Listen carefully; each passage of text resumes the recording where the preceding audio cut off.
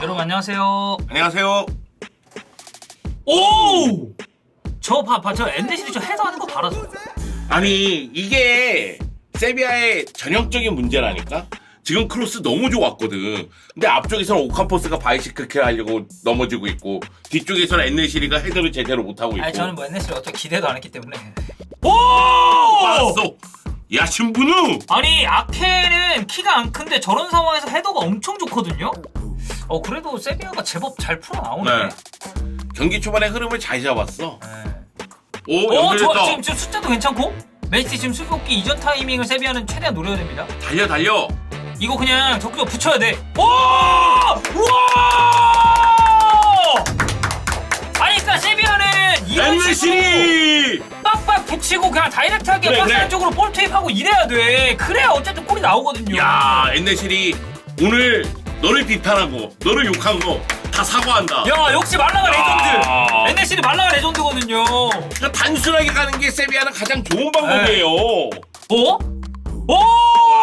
라멜라가 이런 데서 은근히 하나씩 그래. 하니까. 그러니까 라멜라가 이런 상황에서 슈팅 타이밍이 은근히 빨라요. 그리고 지금 옵사이드 아니죠? 옵사이드 아니죠 지금? 그러니까 되게 단순하고 다이렉트하게 가는 게 지금 세비야한테는 그러니까 이것도 뭐 엔네시리 보고 그럴 수도 있었는데 전 때린 거 나쁜 선택이라고 안 봅니다. 괜찮았어요. 그냥 바로바로 때리는 게 좋아요. 네. 지금 오히려 지금 맨시티가 이거를 풀기가 세트 피스를 좀 잘 활용을 해야 될 것 같아요. 자, 열리죠? 열렸다. 아유 놓쳤다. 아 지금도 뭐 중앙에 너무 숫자가 많으니까. 오 좋다. 우와! 아직 있어. 컵백? 좀 빨리 처리했어야지. 일단 세비야는 4-2-3-1로 나왔잖아요. 근데 제가 생각하기에는 일단 수비 시에는 4-4 형태가 됐고 결국 간격을 좁히는 방향으로 갔거든요. 그리고 되게 중앙지향적이었죠 세비야 같은 경우는. 근데 세비야가 좋았던 건 뭐냐면 일단 이 간격이 좁게 형성이 되면서도 라인 컨트롤이 되게 잘 됐어요. 그래서 밑으로 내리는 타이밍이 되게 좋았고 그리고 이 간격 자체가 굉장히 좁게 형성이 됐어요.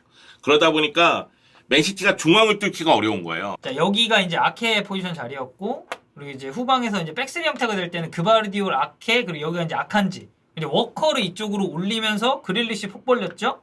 그리고 이 앞쪽에 로드리, 코바치치, 전방에 홀란드 있고 여기 전방에 홀란드 있고 이제 팔마 안쪽으로 들어오고 이제 포든 뭐 이제 요런 식으로 이제 약간 전개가 되면서 3-2-4의 형태가 됐는데 문제는 여기 간격이 너무 좁으니까 이쪽 혼란이 너무 고립되죠. 네. 혼란이 할 수 있는 게 많이 없었고 여기서 그바르디올이 만약에 전진한 형태가 되면 글리시가 안쪽으로 들어왔는데 이 그림보다는 사실 이 그림이 조금 더 많이 나오긴 했습니다. 근데 이쪽에 대해서 여기가 압박을 너무 세게 다이렉트로 중앙을 넣으니까 여기서 뭐 볼 순환이 될 수 있는 게 없고 제가 아까 전에 되게 좋았던 장면이라고 얘기한 건 그거예요. 제크리시가 중앙으로 들어올 때 수비 쪽에서 그러니까 제크리시가 들어올 때 수비가 한 명이 따라올 거 아니에요. 네. 그때 결국 포든이 하프 스페이스로 들어가면은 이 수비라든가 이 수비가 따라 들어가요. 그랬을 때 제크레시가 로드리에게 볼을 주고 로드리가 여기서 슈팅 타이밍이 있었거든요. 제대로 슈팅을 못해서 그렇죠. 근데 요렇게 연동해서 막 들어가면은 결국 수비 라인을 끌고 들어갈 수가 있잖아요. 그럼 공간이 생긴다는 거죠. 그러니까 세비야 입장에서는 그래요. 초반에는 압박의 강도를 높이고 내리는 타이밍 좋고 공간 안 주고 이런 식으로 갔고 골이 들어간 다음에는 더욱더 공간을 안 주는 방향으로 갔거든요. 그리고 세비야는 공격을 전개할 때 한 골이 들어가기 전부터 좀 단순하게 갔어요. 측면에서 골이 가면 안쪽으로 그냥 올려버리는 방향으로 가거나 안쪽으로 찔러주는 방향으로 갔거든요. 그 가운데 엔네시리가 골을 넣었으니까 그 다음부터도 일단 수비에 집중하고 그냥 역습 전개했을 때는 단순하게 가고 반면에 맨시티는 무언가 만들려고 하는데 여기서 공간을 안 주는 거야. 그러니까 애들이 막 얼굴 맞고 쓰러지고 뭐 맞고 네. 쓰러지고 이런 상황이 반복이 되는 거예요. 그리고 어쨌든 이쪽 팔머 쪽 영향력이 좀 적었던 것도 사실이고 이쪽에서 영향력 많이 적었죠. 그리고 이쪽에서 하프 스페이스 공략 움직임도 많이 안 나왔고 결정적인 건 이 코바치치는 결국 볼 캐리하는 데는 이 선수가 장점이 분명히 있지만 이 위쪽으로 올라갔을 때 박스 타격을 할 수 있느냐? 이거는 뭐 첼시 때부터 안 된다는 게 너무 많이 나왔어요. 이게 너무 아쉬워요 저는. 네. 그러니까 뭐냐면 아칸지가 같이 올라오면서 여기 숫자를 늘렸는데 여기서 패스를 뿌려주는 선수는 그래도 로드리밖에 없는 거예요. 맞아요. 그러니까 패스 줄기를 잡아줄 수 있는 게 로드리밖에 없으니까 그럼 세비야 편하죠? 이쪽에 이렇게 압박 붙이면 그만이야. 그리고 이제 코바치치 같은 경우에는 볼을 끌고 들어오려고 하다 보니까 여기 사람이 많은데 끌고 들어오기는 어렵잖아요. 그러니까 이제 측면 쪽으로 볼이 갔을 때 제크리시를 이용하는 장면. 반면에 팔머는 제가 느끼기에는 잠재력이 있는 선수예요. 능력이 있는 선수예요. 맨시티에서 처음에 슈팅을 했으니까. 근데 다음은 아직까지 경험이 부족하다는 것이 크로스 타이밍, 패스 타이밍, 그리고 패스를 주고의 움직임. 이게 그렇게 안 좋아요. 오프 더 볼이. 네. 그러다 보니까 팔머에게 볼이 갔을 때 뭔가 좀 경기가 좀 느슨해지고 볼이 빼앗겨지는 그런 모습이 나오는 듯한 느낌이니까 아쉬움이 생기는 거예요, 팔머에게. 그러니까 이럴 때 결국에는 이런 중앙 지역이나 2선 이 위치에서 해줘야 되는 게 데브라이너나 베실바 같은 그러니까 수비를 끌고 다녀줘야 돼요. 진짜 계속 이렇게 움직이면서 이쪽 갔을 때 2명 붙고 그리고 이쪽 갔을 때 다시 이쪽 2명 붙고 그러면 그릴리시 공간 생겨서 안쪽으로 들어오고 이때 포든 하프스페이스 들어오고 이런 그림이 나와야 되는데 그게 지금 맨시티는 전반전에 아예 안 됐죠. 네. 오! 오카포! 간다! 자, 오카포! 진짜 속고 반대쪽 엔데시리! 엔데시리! 나 이거 들어가는 줄 알았어. 네. 여러분들 이게 엔데시리 되게 일반적인 모습입니다. 우리가 아는 정상적인 모습이에요. 맞아요. 네, 이게 디폴트입니다. 오, 중앙! 아, 들어간다. 이거 직접 엔네시리! 간다. 엔네시리! 야, 아우, 엔네시리! 역시 엔데시리. 돌아왔구나! 네. 홀! 야. 반대 크게? 한 번에? 엔데시리? 와! 이거는 워커 진짜 개호수비다, 개호수비. 오, 왔다! 와! 야! 죄송합니다, 맨시티. 제가 의심을 했네요. 와! 야, 결국 여기서 만든다. 여기서 팔머가 이걸 해버리네. 오! 로드리. 야, 제대로 올렸어. 오! 야, 호란! 이야! 거기서 그래요? 혼란! 진짜! 때렸어야지. 올라간다. 야, 맨시티 몰아붙인다. 오! 우와, 분호 야, 이거 씨. 털했어. 분호 이거 털했어. 너무 고이. 끝났다. 와, 끝났다. 승차 갑니다. 승차. 와. 와, 혼란 아주 깔끔하죠.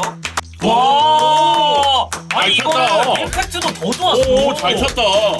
와, 개 잘 쳤다 진짜. 와, 오. 아니 왜 다 둘 다 똑같은 코스로 똑같은 그 위치로 차냐. 와, 와, 진짜 잘 지금까지 근데 방향은 에덴송이 하나 읽었어요 지금. 오. 잭 잘 찬다. 야, 야신 분호가 방향을 거의 못 잡는다. 네. 야, 진짜 잘 찬다. 아니 그때랑 거의 비슷한 코스 아니었나? 몬티엘 잘 차네. 잘 차네. 우와! 아, 들어갔어. 방향 잡긴 잡았어. 한 번은 잡을 줄 알았어. 우와! 야, 이거 승부차기 막 10대 10대고 막 이런 거 아니냐? 그 유로파 결승 맨유 비아레알처럼 9대1 와! 야, 골대 맞았어. 와, 이게 여기서 골대 방향 완벽하게 속였는데.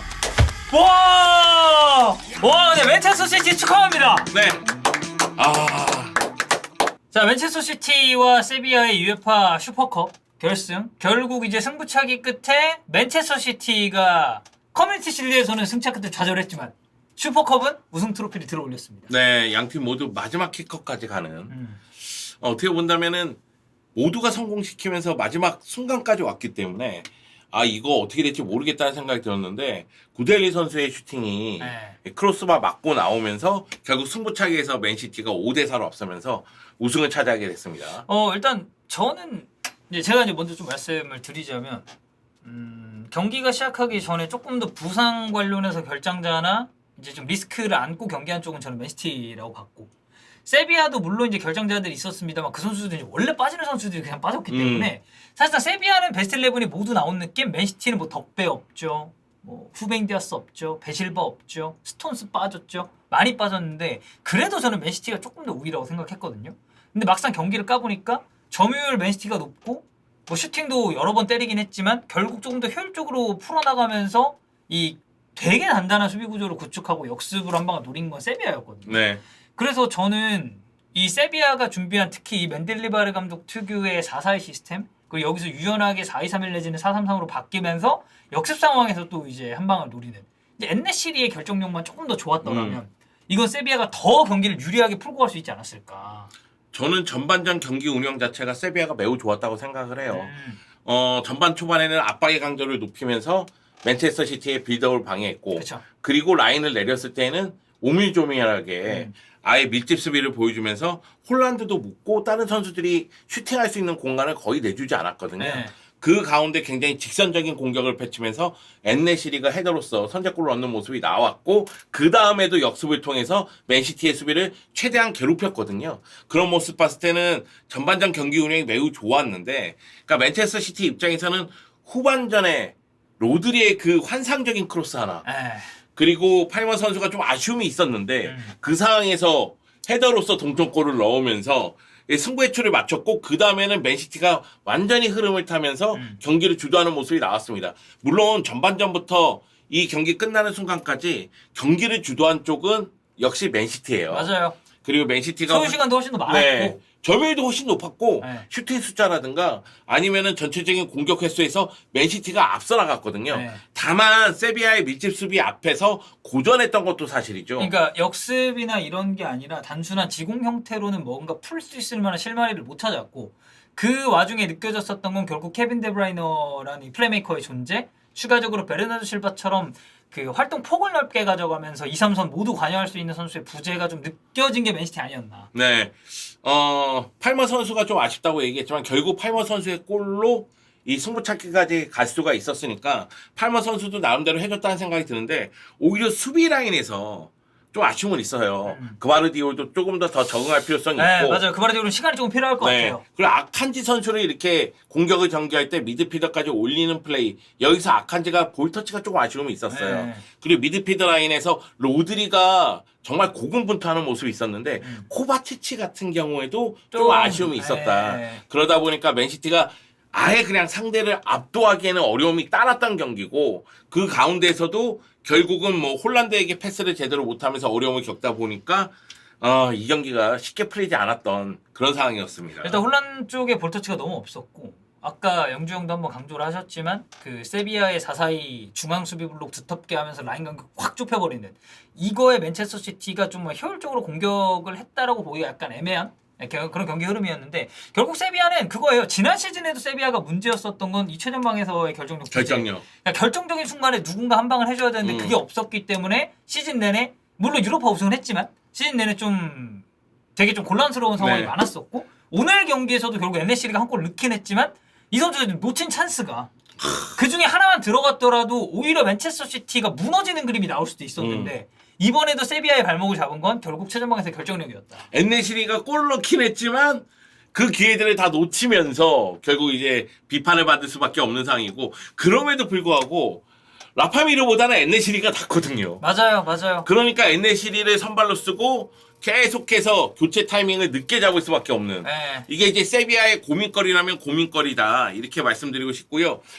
사실 야신브누 골키퍼가 PK를 잘 막았기 때문에 승부차기 가면은 세비야가 유리하지 않을까라는 생각이 드는데 양팀 선수들이 너무 잘 쳐. 맞아요. 둘 다 너무 잘 쳤고 저는 그냥 좀 그렇게 생각합니다. 역시 과르디올라에게 두 번의 좌절은 없다.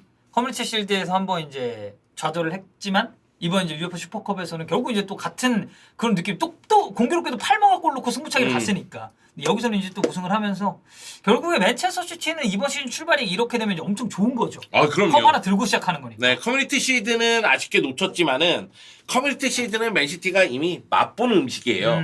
그런데 UEFA 슈퍼컵은 처음으로 맛보는 음식이거든요. 이건 이제 클럽 역사에 새로운 우승 트로피를 또 하나 새겨 넣었기 때문에 맨체스터 시티 입장에서는 상당히 어려운 상황입니다. 데브라이너를 비롯해서 부상 선수가 상당히 많고 이적 시장에서 지금 약간 혼선이 좀 있었거든요. 그런 상황에서도 맨시티가 출발 자체가 나쁘진 않다. 그런 생각이 들었습니다. 그바르디올을 이제 정규 시즌에 선발로 썼을 때 좀 어떤 롤을 맡길지가 오늘 경기를 통해서 약간 드러났죠. 그러니까 뭔가 센터백보다는 그러니까 백3의 변형 센터백 혹은 이제 아예 풀백 쪽으로 올려버리는 걸 지금 과르디올라는 주문을 하고 있는데 이게 이제 또 정규 시즌 쭉 치르면서 어떤 영향을 미칠지도 좀 기대가 되긴 합니다. 오늘 과르디올이 조금 아쉬워가지고 그런 부분이 있었고 어쨌든 맨체스터 시티는 이번 UEFA 슈퍼컵 우승 너무너무 축하하고 세비야는 좀 아쉽지만 이번 그 패배를 좀 발판 삼아서 이제 시즌 잘 준비하고 올 시즌 라리가에서는 좀 어떤 모습 보일지 기대가 되긴 합니다. 네. 세비야도 분발해야죠. 세비야 회장의 모습인데 굉장히 좀 아쉬워하는 모습이 잠깐 화면에 비쳤습니다. 네. 어쨌든 오늘 여러분들 맨시티와 세비야 후토크는 여기서 마무리하도록 하겠습니다. 축하해요 맨시티. 네, 축하합니다.